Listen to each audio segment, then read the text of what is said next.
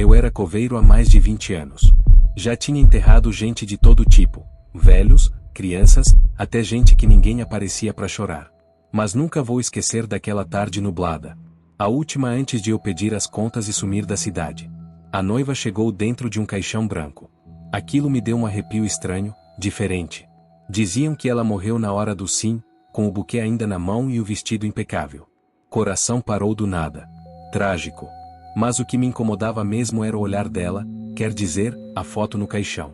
Parecia que me encarava direto, com um sorriso forçado, como se soubesse de alguma coisa que eu não. O enterro foi rápido. A família chorava alto, e o noivo, coitado, desabou de joelhos na beira da cova. Eu fiz meu trabalho calado, como sempre. Mas quando joguei a última pá de terra, uma brisa gelada passou por mim, e o céu que estava claro ficou cinza de repente. Começou a chover sem aviso nenhum. E juro por tudo que é mais sagrado, eu ouvi alguém sussurrar meu nome bem baixinho. Nem preciso dizer que fui embora com o coração batendo na garganta. Acordei no meio da madrugada com um som que não devia existir.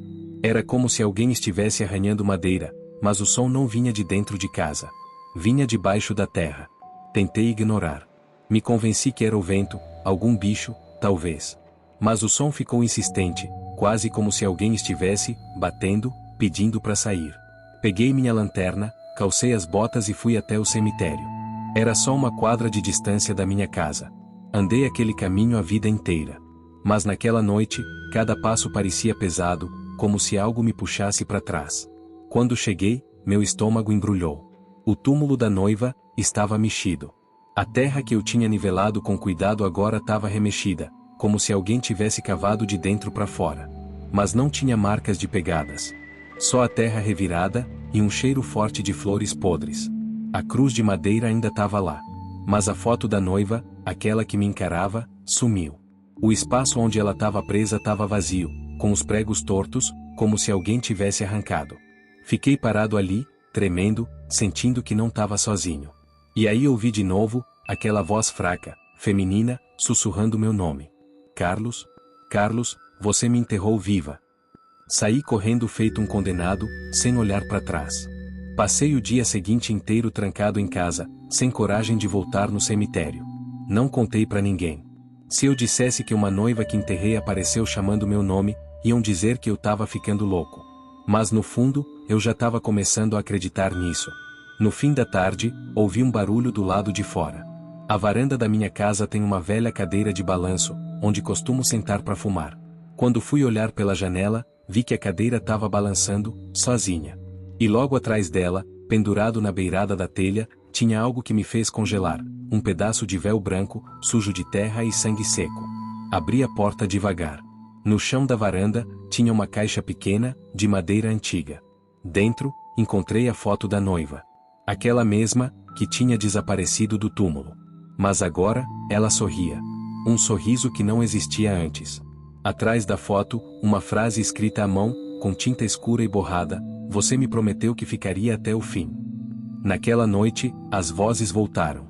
Mas dessa vez, não era só a da noiva. Eu ouvia sussurros, de vários lados. Vozes que saíam das paredes, do chão, da janela. Vozes que diziam que ela foi enterrada com o coração batendo. Vozes que me chamavam de traidor, de assassino. E a cada vez que eu tentava dormir, o som de uma marcha nupcial distorcida ecoava dentro da minha cabeça. Eu não consegui mais viver em paz. Cada canto da minha casa parecia observador. O espelho do banheiro embaçava sozinho, e quando eu limpava, lia mensagens escritas no vapor. Em uma delas, estava escrito: volte onde tudo começou. Era como se ela me puxasse de volta, para aquele maldito cemitério. Naquela noite, tomei coragem. Peguei a lanterna, minha velha pá e fui andando, mesmo com o céu fechado e os trovões no fundo. O portão do cemitério rangeu como se estivesse gemendo.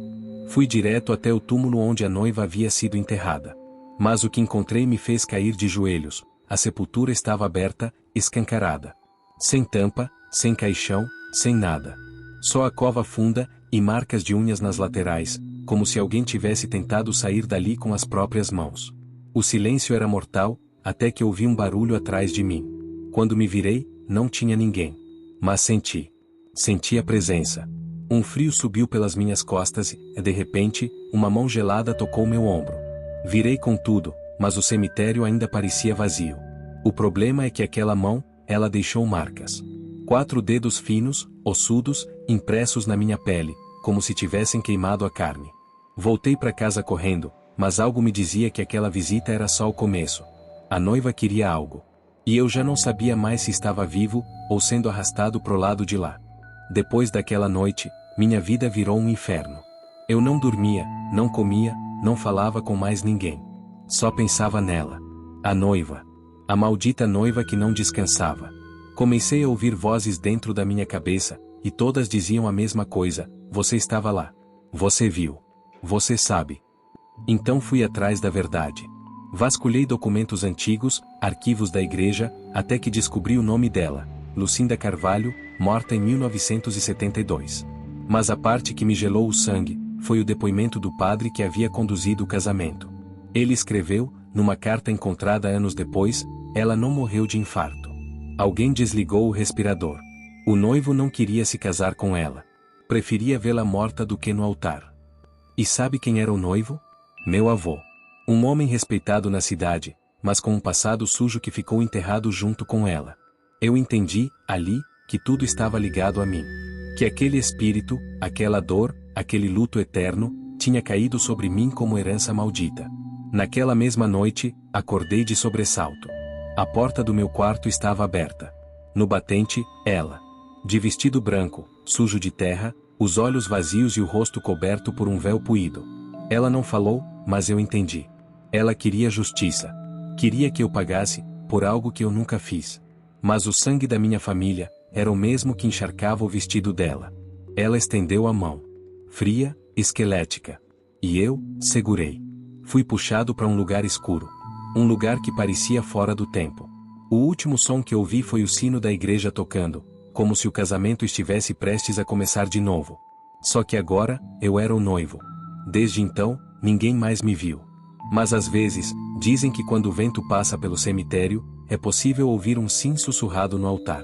E ver 2 figuras andando de mãos dadas entre as lápides, uma viva e uma morta. Se você chegou até aqui, é porque sobreviveu. Mas cuidado, algumas histórias grudam na alma. E te acompanham no silêncio da madrugada. Se curtiu esse relato, deixa o like para fortalecer o canal. Comenta aqui embaixo o que você faria se fosse o coveiro dessa história. E não esquece de se inscrever no Terror Mórbido, onde as histórias não são apenas contadas. Elas são sentidas na pele.